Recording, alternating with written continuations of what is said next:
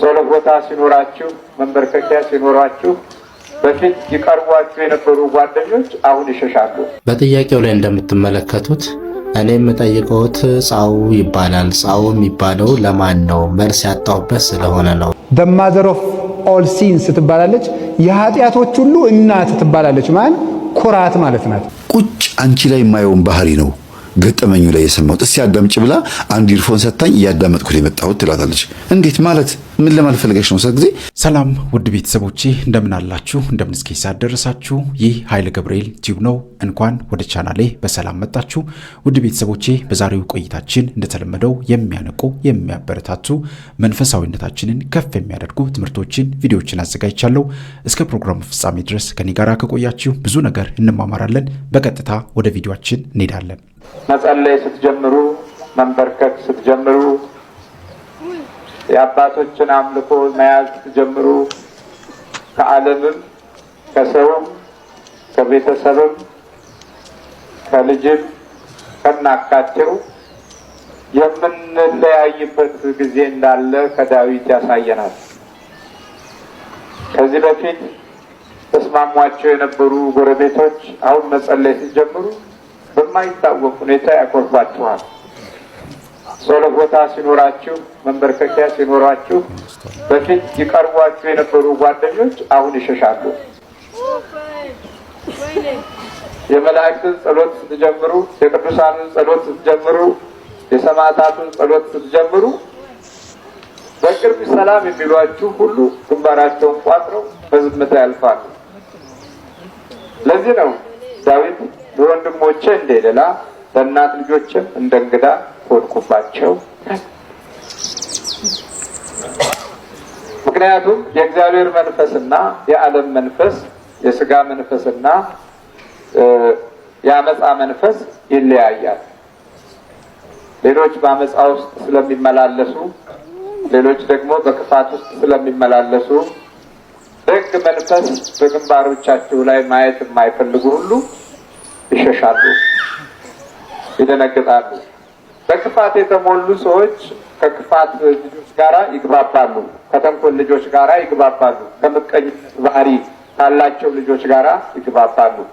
እንደውም ማንም ሳያስማማቸው ለተንኮል ይስማማሉ፣ ለግፍ ይስማማሉ። ይህንም በጌታችን በኢየሱስ ክርስቶስ ስናየው ሁሉም አንድ ላይ ሆነው ስቀለው ስቀለው፣ አስወግደው አስወግደው የሚል ድምፅ ነው ያሰሙት።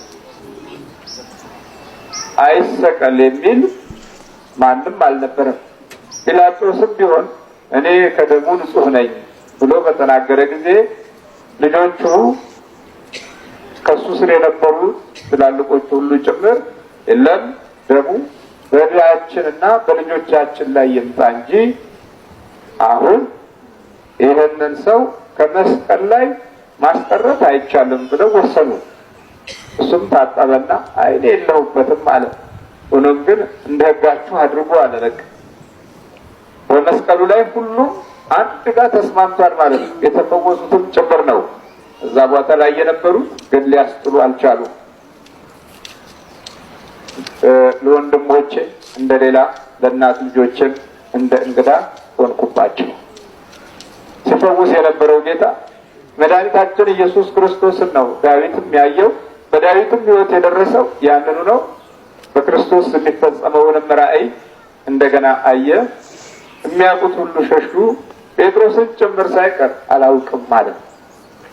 አሁን የዛሬው ወንጌል ይህንን የሚመስል ስብከት ሲኖረው በማርቆስ ወንጌል ላይ ከዚሁ ጎን ምዕራፍ 8 ቁጥር 34 ላይ ይላል፣ ሕዝቡንም ከደቀ መዛሙርቱ ጋር ጠርቶ እንዲህ አላቸው፣ በኋላዬ ሊመጣ የሚወድ ቢኖር ራሱን ይካድ። እኔን መከተል የሚወድ ቢኖር ራሱን ምን ይበል? ይካድ ይላል። ራሱን ይካድ። ከዛ በኋላ መስቀሉን ተሸክሞ ይከተለኝ። ሸክሙ መስቀሉ ይሆናል። ራሱን ካልካደ ሌላውን ይክዳል ማለት ነው። አሁን የተቸገርነው እንግዲህ እዚህ ላይ ነው። ራስን መካድ የመጀመሪያው ራስን መካድ ሕይወትን ለሃይማኖት መስጠት ነው።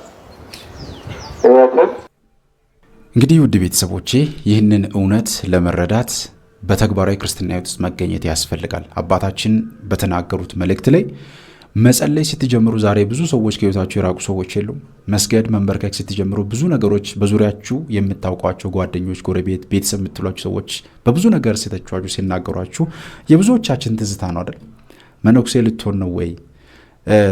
ምንድን ነው እየሆንክ ያለው? ብዙ ደስ የማይሉ ነገሮች እኛን ለማሸማቀቅ የሚናገሩ ሰዎች አሉ። ስለዚህ የማይጸልይ ሰው ከሚጸልይ ሰው ጋር በጭራሽ መስማማት አይችልም። ምክንያቱም ብርሃንና ጨለማ እርስ በርስ መስማማት የሚችሉ ነገሮች ስላልሆኑ ማለት ነው። በባልና በሚስት መካከል እንኳን ባልና ሚስት ሁለት አይነት ማንነት ካላቸው በጭራሽ መስማማት አይችሉም። ባል የሚጸልይ ሆኖ ሚስት የማትጸልይ ከሆነ፣ ሚስት የምትጸልይ ሆኖ ባል የማይጸልይ ከሆነ በጭራሽ መስማማት አይኖርም ማለት ነው። ስለዚህ ምክንያቱም አይስማሙም። የእግዚአብሔር መንፈስና የመናፍስት መንፈስ የአጋንንት መንፈስ እርስ በርሳቸው ሊስማሙ አይችሉም። ምክንያቱም የእግዚአብሔር ኃይል መናፍስትን የሚያሸንፍ የሚጥል የሚያቃጥል የሚያስር ስለሆነ የዲያብሎስ መንፈስ ደግሞ ቅዱስ የሆነውን ኃይል መቋቋም ስለማይችል ቤት ውስጥ ሰላም አይኖርም፣ በኑሯችን ውስጥ ሰላም አይኖርም ማለት ነው። ለዚህ ነው እኮ ዛሬ ብዙዎቻችን ጸሎት፣ ስግደት፣ መንፈሳዊ ምግባራትን የተግባራዊ ክርስትና ሕይወት ውስጥ መገኘት ከጀመርን በኋላ መስገድ መጸለይ ስንጀምር በዙሪያችን ድሮ ሲያጋፍሩ የነበሩ ሰዎች እንብላ፣ እንጠጣ፣ እንጨፍረ፣ እንዝለል የሚሉ ሰዎች በሙሉ ሕይወታችን እየራቁ ይመጣሉ። ለዚህ ነው ስገዱ፣ ጸልዩ፣ በርቱ፣ ጠንክሩ የምንለው ደጋግመን ማለት ነው። መስገድ ስንጀምር ከኛ ጋር የሚኖሩት አብሮን የሚቆሙት በእውነቱ መንገድ ውስጥ የእግዚአብሔር ቅዱስ መንፈስ በውስጣቸው ያሉ ሰዎች፣ እኛን የሚያግዙ የሚያበረቱ ሰዎች፣ በመልካሙ በሕይወታችን ውስጥ እኛን ለመቀየር የሚገኙ ሰዎች ብቻ ናቸው ከኛ ጋር የሚሆኑት። አለበለዚያ ግን እንብላ እንጨፍር የሚሉ ሰዎችና እኛን ወደ ሌላ ነገር የሚወስዱ ሰዎች ከኛ ጋር መቀጠል አይፈልጉም። ለምን? አሁን እናንተ ጋር ያለው ኃይልና እነሱ ጋር ያለው ኃይል በጭራሽ አብሮ መሆን አይችልም ማለት ነው። እና ስለዚህ የሚጸልይ ሰው ከማይጸልይ ሰው ጋር በጭራሽ መስማማት ይከብደዋል ማለት ነው። እና በእውነት ለአባታችን እግዚአብሔር አምላካችን ረጅም ዕድሜን ያድልልን። ልደቱ አካባቢ ስንመጣ ደግሞ የተለያዩ ሊቃውንተ ቤተክርስቲያን ከገለጿቸው መካከል ልደትሽ ልደታችን ነው የሚል አለ። ለምንድን ነው የእመቤታችን የቅድስት ድንግል ማርያም ልደት የክርስቲያኖች በተለይም ደግሞ የኦርቶዶክሳውያን ልደት ነው ብለን የምንገልጸው ለምንድን ነው?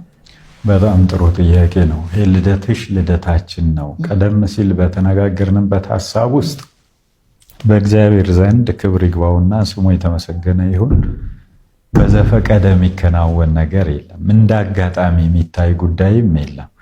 እያንዳንዷ ክስተትና ኩነት ትምህርት ናት፣ መገለጥ ናት። ሁኔታና እውነታን ይዛ የምትብራራ የምትነገር የነገረ መለኮት ምስጢር እያንዳንዱ ነገር ማለት ነው። ይሄን የምናነሳው ለምንድን ነው? ልደት የእመቤታችን ልደት በመለኮታዊ ዕቅድ ውስጥ ምን ማለት ነው የሚል ነገር መነሳት አለበት። በዚህ ደረጃ ቅድም አዳምን ሳይፈጥረው እግዚአብሔራዊ መለኮታዊ እውቀት ወሰን አልባ ነው። የሰው እውቀት ውሱን ነው። ለዚህ ነው መገለጥን መሰረት የሚያደርገው ሁል ጊዜ ኢ ውሱን የሆነ አምላክን የእሱን ነገር ለመረዳት በውሱን አእምሮ ስለማይቻል ያንን ውሱንነት ወደ ኢ ውሱን ደረጃ ለማሳደግ መንፈሳዊነት፣ የቅድስና ሕይወት ብለን ያጎላንበት ምክንያት ሁሉ ይሄ ነው። ስለዚህ በዛ መለኮታዊ ዕቅድ ውስጥ በዘፈቀደና በድንገተኛ አጋጣሚ የሚከናወን ነገር ስለሌለ እያንዳንዱ አጋጣሚ በመለኮታዊ ዕቅድ ውስጥ አለች። ዓለምን ለማዳን እግዚአብሔር የሚያደርጋቸውን ነገሮች ሁሉ አስቀድሞ ያውቃቸዋል። አዳምን ሳይፈጥረው የሚያደርገውን ያውቃል ብለን አዳም እንደሚበድል አውቆ ከድነቱ የሚድንበትን ደግሞ አዘጋጅቷል። እመቤታችን ስትወለድ በአምላክ ሕሊና ታስቦ ይኖር የነበረው ነገር ተፈጽሟል። በመወለዷ ይኩነኒ የሚል ማንነት የሚያስፈልግ መሆኑና በዛ ፈቃደ እግዚአብሔር ተቀብሎ ይሁንልኝ የሚል ማንነት ለድነት ምክንያት የሚሆን ከሆነ የኛ የድነታችን ምክንያት መጀመሪያው ከእመቤታችን መወለድ ጋር አለ ማለት ነው። ታሪካችን እንደ አዲስ የሚጻፈው በድነት ታሪክ ውስጥ ነው አይደለ? እንደገና ሰው ምን ሆነው ማለት የወደቀው የተዋረደው ሰውነት ከዛ ውርደት ተነስቶ የተዋህዶ ሰውነትን ባህሪ መለኮትን በተዋህዶ ከራሱ ጋር አንድ አድርጎ እኛነታችንን በቅዱስ ጳውሎስ ትምህርት ከክርስቶስ ጋር እናየዋለን። ቅዱሳን አባቶቻችን እንዳሉት በእርሱ እኛን እኔን መሰሉ ሲል እርሱም ሆኖ ሰው ሆኖ በእርሱ እርሱን ስንመስል እርሱ እግዚአብሔርነቱን ሳይተው መለኮታዊ ባህሪን በመቀማት ሳይሆን ገንዘቡ አድርጎ የራሱ የባህሪ ገንዘቡ አድርጎ ያለ ስለሆነ ባህሬ ትስብእትን ከባህሬ መለኮቱ ጋር አዋህዶ እኔን ሁኑ ሲል ይሄ ሁሉ ኬት ይመጣል? የተዋህደው ሰውነቴ ማን ነው? ያቺን ንጽሕት ሥጋ ያቺን ንጽሕት ነፍስ የነሳው ከእመቤታችን ቅድስት ድንግል ማርያም ነው። የድነት መሰረት የተጣለው የድነታችን ታሪክ የተጀመረው በጽንስ ነው። ያቺ ጽንስ በማፀን ተቆራኝቶ ይኖር የነበረ ዲያብሎስን ከማፀን ጀምሮ ለማሸነፍ ለማውጣት ነው ከሆነ ይሄ ታሪክ በማን ነው እየሆነ ያለው? በምክንያትነት እመቤታችን ቅድስት ድንግል ማርያም ናት። ስለዚህ ልደትሽ ልደታችን ነው ማለት ቅድም በእርሷ ሕይወት የሰው ልጆች ከእግዚአብሔር ፈቃድ መውጣትና ማመፅ እንዳልነበረ ሁሉ አሁን ደግሞ ስምምነትና እሺታ መጻፍ መተረክ ተጀምሯል እንዳልነው በማን ካልን በእመቤታችን ስለሆነ አንድ ሰው እንደ ሰው በአንድ የተለየ ሰብና ደረጃ እንዲገለጥ ተወልዶ ነው አይደል የሚከሰተው። የሰውነት ታሪኩ መጻፊያ መጀመሪያ ልደቱ ናት። የእመቤታችን መወለድ የዚህ ታሪካችንም መጀመሪያ ስለሆነ ከእመቤታችን ጋር ተያይዞ በእርሷ መወለድ እርሷ ብስራተ መላክን ተቀብላ ይኩነኒ ብላ አምላክ አካላዊ ቃል ኢየሱስ ክርስቶስ በማጸኗ እንዲጸነስ እንዲወለድ አድርጋ ወይም ለዚህ ምክንያት ሆና የተገኘች ስለሆነች የኛ የድነት ታሪክም አካል ሆና ልደትሽ ልደታችን ነው ማለት የምንችልበት የዓለም ታሪክ የተቀየረበት ብርሃን የወጣበት ምስራቅ ነሽ ብሏት የለ ቅዱስ ያሬድ ምስራቅ ነሽ ካንቺ እውነተኛ ፀሐይ ፀሐይ ጽድቅ ኢየሱስ ክርስቶስ ተወልዷልና የምስራቅ ሰማይ ነሽ፣ የብርሃን መውጫ ነሽ፣ የብርሃን መገኛ ጸዳል ነሽ ጎህ እያለ እንዲህ የሚገልጥበት ምክንያት ሁሉ የተያዘው በዚህ ደረጃ የሚነሳው ምክንያትነትን ነው። ምክንያት ይህን ስለሆነች ልደትሽ ልደታችን ነው። ታሪካችን በአንቺ እሺ ባይነት በአንቺ ስምምነት ተቀይሯልና ለማለት ነው። እኛ አባት በተለይም ደግሞ የቤተክርስቲያንን ትምህርት በሚገርም ሁኔታ የሚያስተምሩ አባት ናቸው። በጣም ድንቅ አባት። እግዚአብሔር አምላካችን በእውነት እንዲህ አይነት ሊቃውንት አባቶችን መምህራንን በእውነት ያብዛልን። በጣም ትህትናቸው በጣም የሚገርም መምህር ናቸው።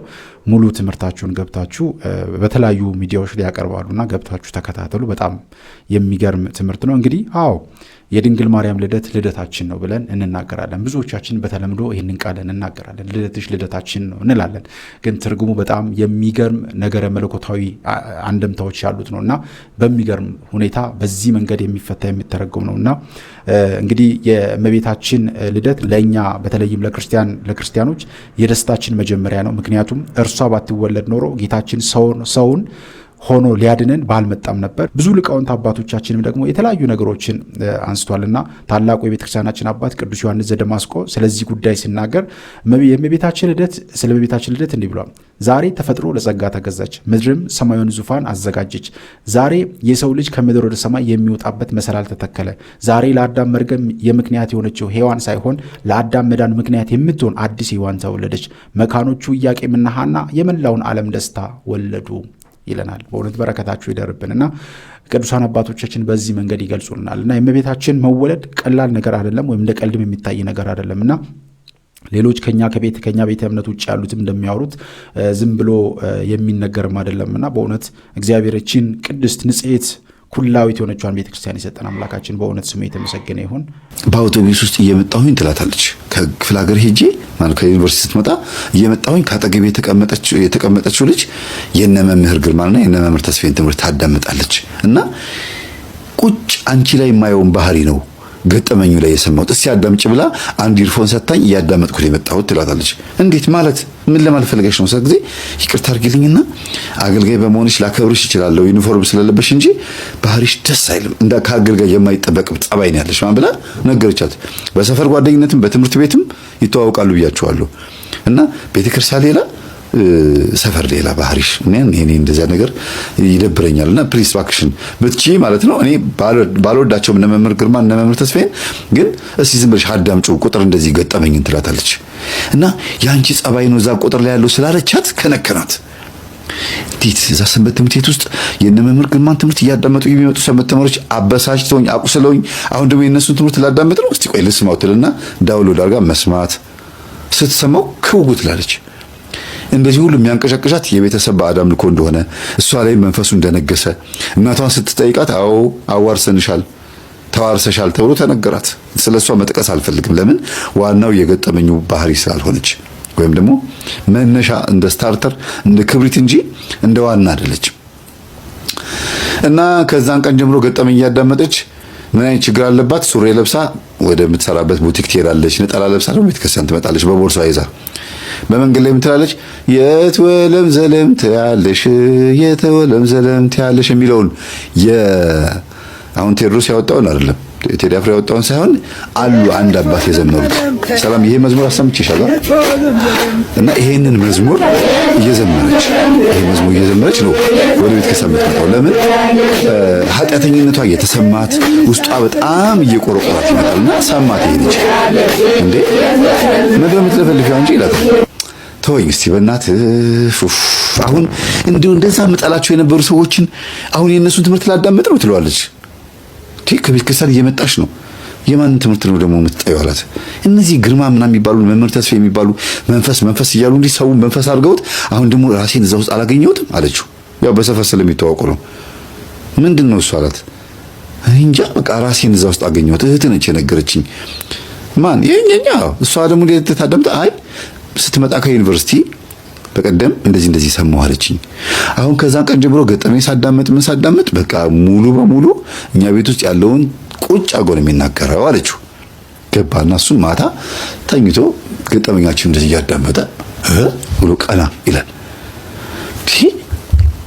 ምንድን ነው ወይኔ እቺ ሴትዮ ለካ ይሁሉ ቡና የምታፈለው የምታጫጭሰው ሰይጣን እየጠራች ነው። ይሄ ሁሉ ነገር ለካ እንደዚህ ሆነ በህልሜ ማያት ይሄ ሁሉ ነገር ኦኬ ወንድሜንም ይሄ ሁሉ መከራ ውስጥ የገባው በመንፈስ ነው እያለ አንድ ሳምንት እያዳመጠ ሁለተኛ ሳምንት ላይ አገኘት ልጅቷን። አንቺ እብድ አላት። እንዴ አረ በማርያም መብዳት ተልኝ አገልጋይ ነኝ አለችው። አረ ዝም በይ ሰፈር ውስጥ ሌላ ቤተ ክርስቲያን ሌላ ይላታል። እሺ በቃ አሁን ተለውጫለሁ ተመልሻለሁ ተውኝ በእናታችሁ እኔ ከሁሉም ጋር ተጣልቼ አልችለውም አለችው። እኛን ሰፈር ውስጥ ያለን ሰዎች ነን የምናቀሽ። ሰንበት ትምህርት ቤት ውስጥ ያሉ ሰዎች ስለማያውቁሽ ነው የሚጣሉሽ፣ እኛ እንጣላሽ ማለት የሆነውስ ሆኖ ምንድን ነው የፈለግከው አለችው። ለምንድን ነው እብድ ትለኛለህ አለችው። የእውነት የሚገርም ትምህርት ነው የሰጠሽኝ አመሰግናለሁ አላት። ወደድከው አለችው። እስቲ የትኛውን ትምህርት ነው የወደድከው እያሉ እያወሩ ምን እያሉ ሰፈር ላይ ቆመዋል። እንዲህ አይነት ማንነት ያላቸው እንዲህ አይነት ባህሪ ያላቸው በጣም ብዙ ሰዎች አሉ። ብዙ ሰዎች ምክንያቱም በጣም ቤተክርስቲያንን አንዳንዴ ሳያውቁት ነው። በነገራችን ላይ አንዳንዴ ውስጣችን ያለው መንፈስ ማንነታችንን እየቀየረ ቤተክርስቲያን ስንል የቤተክርስቲያን ሰዎች እንመስላለን። ከቤተክርስቲያን ውጭ ስንሆን ደግሞ ሌላ ማንነት ያላብሰናል። አንድም የራሳችንን የእኛን ስብዕና ባልተረዳንበት መንገድ ለሰዎች በማጋለጥ በሰዎች ዘንድ እንድንጠላና እንድንተች ያስደርገናል።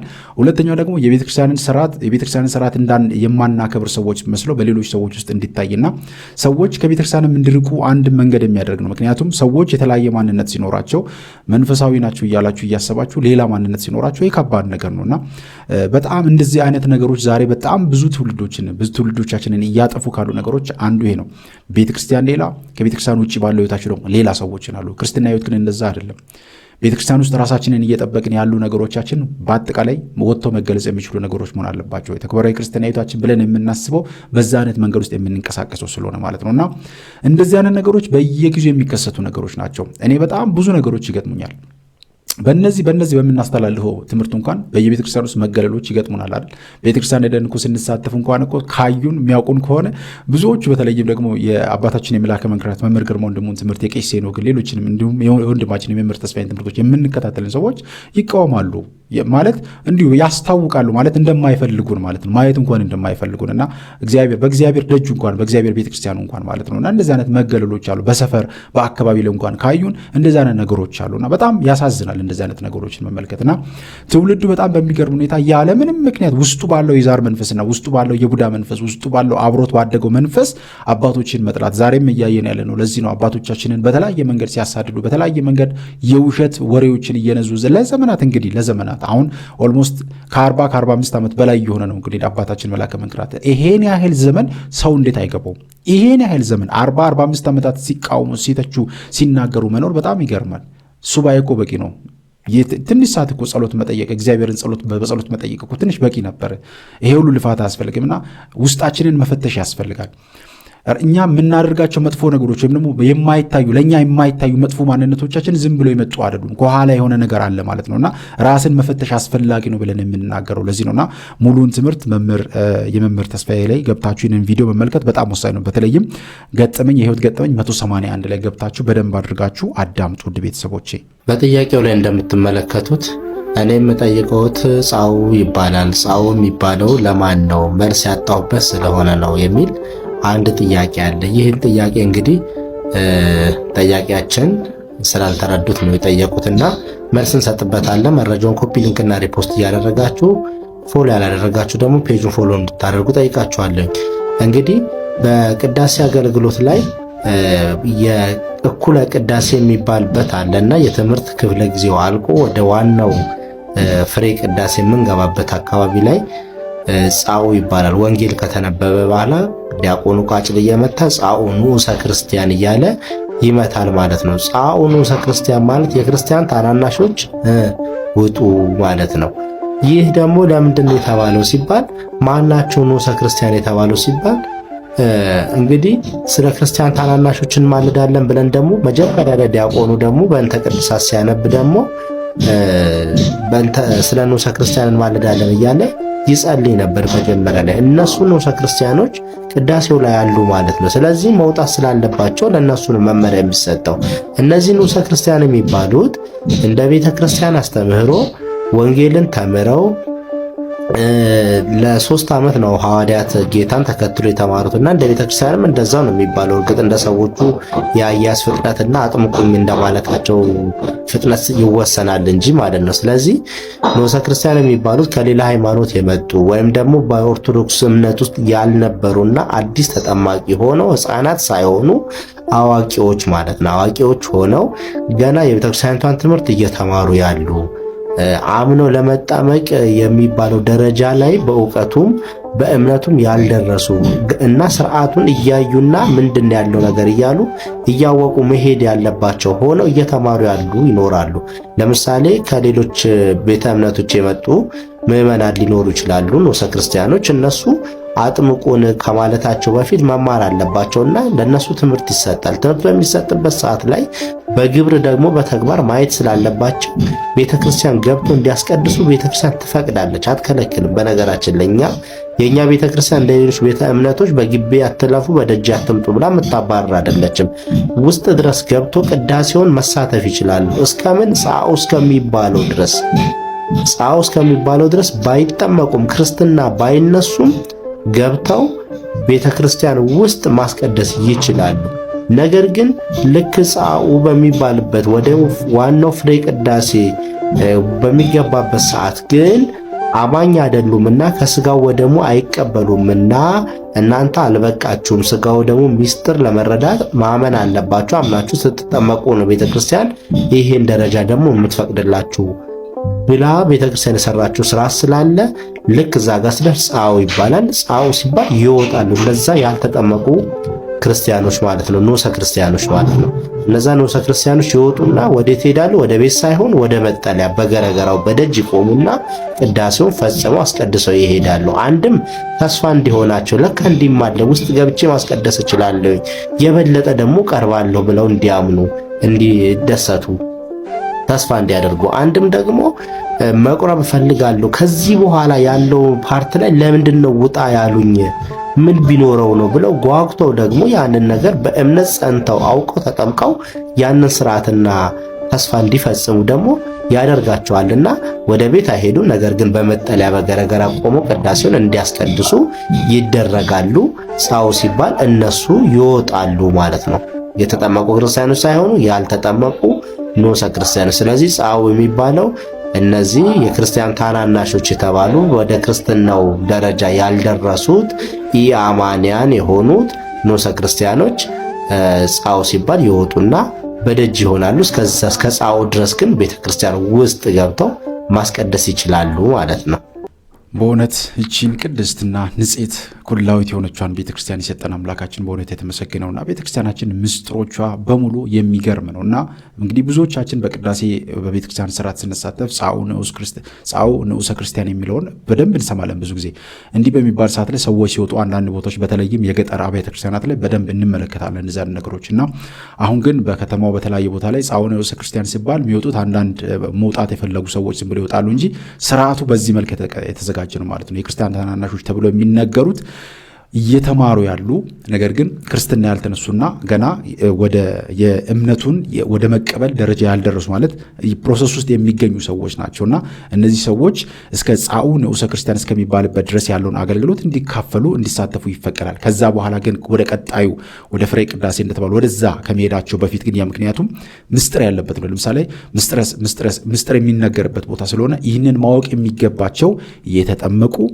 እየተጠመቁ ክርስትና የተነሱ ያመኑ ብቻ ናቸው። ስለዚህ ያላመናችሁ ገና እየተማራችሁ ያላችሁ ንዑሰ ክርስቲያን የተባላችሁ ታናናሽ ክርስቲያን የተባላችሁ ውጪ ወጣችሁ በደጅ ለሆናችሁ ተከታተሉ፣ ይህ ምስጢር ለእናንተ አይገባም ሲሉ ነው አባቶቻችንና ጻኡ ንዑሰ ክርስቲያን ሲባል ብዙ ጊዜ ይወጣሉ ማለት ነው። ለምን? እነዚህ ገና በትምህርት ላይ የሚገኙ የተማሩ የሚገኙ እምነቱን ለመረዳት ለማወቅ ጥረት ላይ ያደረጉ ያሉ ክርስቲያኖች ስለሆኑ ይህንን ምስጢር እንዲረዱና ለምን አሁን ወንድማችን እንደነገሩ ለምንድን ነው ይሄ የቀረብኝ ብሎ ደግሞ ያኛውን ጓግቶ እንዲመጡ ደግሞ እንግዲህ እንደተናገረው ወንድማችን ቤተክርስቲያናችን ለማንኛውም ሰው ክፍት ነች። ማንም ሰው መጥቶ ቤተክርስቲያናችን ውስጥ ገብቶ መሳተፍ የሚገባውን ማድረግ የሚገባውን ማየት የሚገባውን ነገር ማየት ይችላል።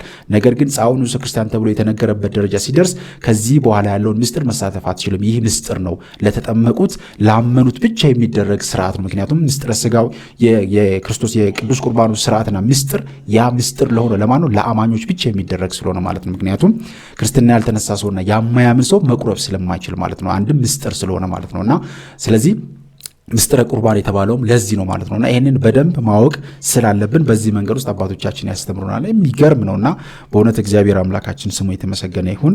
ስለዚህ በዚህ ደረጃ ልንረዳው ልናውቀው ይገባል ማለት ነው። ሳይኮሎጂ ባለሙያዎች ኢጎ ይሏታል። ራስ ወዳድነት ማለት ናት። ከኢጎ የምትበላል ትወጣለች። ሰልፊሽነስ ፕራይድ የምትባል ነገር አለች። ኩራት the mother of all sins ትባላለች። የኃጢአቶች ሁሉ እናት ትባላለች። ማን? ኩራት ማለት ናት። ኩራት የኃጢአቶች እናት ነው የምትባለው። ከሷ 6 ኃጢአቶች ይወለዳሉ። 6ቱ ኃጢአቶች ሁሉንም ኃጢአቶች ይወልዳሉ። እነዚህ 7 ኃጢአቶች የሚባሉት ኩራት፣ ስስት፣ ሆዳምነት፣ ቅናት፣ ቁጣ፣ ስንፍና፣ ሰነፍ መሆን። እነዚህን ሁላ የምትወልዳቸው ግን ማናት? ወይዘሮ ማናት? ኩራት ናት ማለት ትዕቢት። እሷ ለሁሉም ነገር ነው አሳልፋ የምትሰጠው። ኩራት ትህትናን ትሰብራለች። ኩራት ደቀ መዝሙርነትን ትሰብራለች። ኩራት ንስሐ መግባትን ትሰብራለች። ኩራት ጥንቃቄን ታበላሻለች። አባ ይጠንቀቁ። እኔ አባ ጀማሪው ይጠንቀቅ እንጂ እኔ እንዴ ለራሳችሁ አስቡ። እኛ እኮ በዚህ ገዳም 40 ዓመት ለፍተንበታል እንዲሉ ታደርጋለች። ኩራት ናት እንዲህ የምታደርገው። ስለዚህ ሰው ከኔነት መውጣት አለበት። ከራሱ ቅርፊት ነው መላቀቅ ያለበት እና አንድ ሊቅ ድንግል ማርያምን ሲለምናት ምንድነው ያለ? አምላክን የወለድሽ እመቤታችን ድንግል ማርያም ሆይ እባክሽን እኔን ለራሴ አትተይው ብሏት ነበር። እኔን ለራሴ አትተይው፣ እኔን የማጠፋው እኔው ነኝ ብሎ ተናግሮ ነበረ። ለሌላ ጠላት አትስጪ ሳይሆን ያላት እባክሽ ለኔ አትተይኝ ብሎ ነበር ያለ። የቤተ ክርስቲያን ሽልማት የሆነው ቅዱስ ዮሐንስ አፈወርቅም ሲናገር ሰው ራሱን ካልጎዳ በቀር ማንም የሚጎዳው የለም።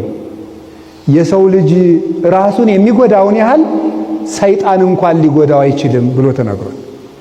ሰው ራሱን እንኳን የሚጎዳውን ያህል ሰይጣን ራሱ አይጎዳውም። ስለዚህ ከኔነት ነው ኃጢአት ሁሉ የሚመጣው ማለት ነው።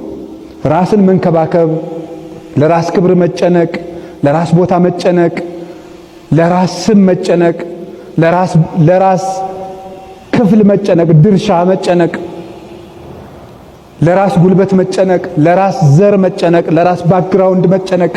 ይህ ሁሉ የሚመጣው ከምንድን ነው? እኔን ስሙኝ ማለት አለመደማመጥ። እንዲህ ያለው ነገር ሁሉ የሚመጣው ከምንድን ነው? ከራስ ወዳድነት ነው። ራስ ወዳድነት የሚወልዳት ማን ነው? ማንን ይወልዳታል? ቅናትን። ቅናት ደግሞ ከፍተኛ የሆነ ይኸው አምላክን ያሽለው ቅናት አይደል? እንዲሁ ሰው ቢቀና ፍጡር በፈጣሪው ይቀናል ይላሉ ሊቃውንት። እንዲሁ ነውር አይደለም? ይሁዳን በፈጣሪው እንዲቀና ያደረገው ምንድን ነው? ቅናት። ይሄ ቅናት ደግሞ ተሰውሮ ውስጥ ውስጡን ማንንም ሰው ነው የሚያሻው። ያሻዋል፣ ይቆረጥመዋል። ስለዚህ ራስን መካድ። እኔ ሁልጊዜ እናገራለሁ፣ ብዙ ስብሰባዎች ለምን ቶሎ እንደማይቋጩ ታውቃላችሁ? ራስ ወዳድነት ስላለ ነው።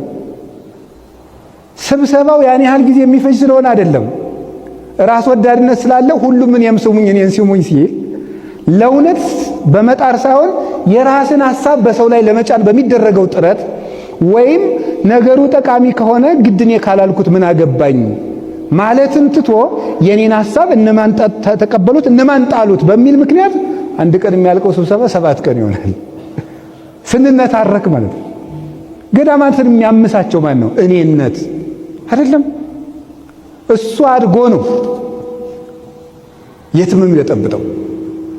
ስለዚህ የእግዚአብሔር ቤተሰቦች ራስህን ካድል። እንግዲህ ውድ ቤተሰቦቼ በዛሬው ቆይታችን እነዚህንና መሰል ጉዳዮችን ለመዳሰስ ለማየት ሞክረናል። በቀጣይም እንደዚሁ የሚያነቁ የሚያበረታቱ በሌሎች ርዕሰ ጉዳዮች በሌሎች ቪዲዮዎች እስከምንገናኝ ድረስ የቅዱሳን አምላክ ከሁላችን ጋር ይሁን። በሀገር ውስጥም ከሀገር ውጭም ያላችሁ ኢትዮጵያውያን ኤርትራውያን ቤተሰቦቼ በእያላችሁበት ሰላም እግዚአብሔር ከሁላችሁ ጋር ይሁን። ይህንን ቪዲዮ ለወዳጅ ለጓደኛ ለቤተሰብ ሼር አድርጉ። እንዲማሩ እንዲቀየሩ እንዲለወጡ ማድረጋችሁን እንዳትረሱ። እግዚአብሔር አምላካችን ከሁላችን ጋር ይሁን። ይቆየን። አሜን።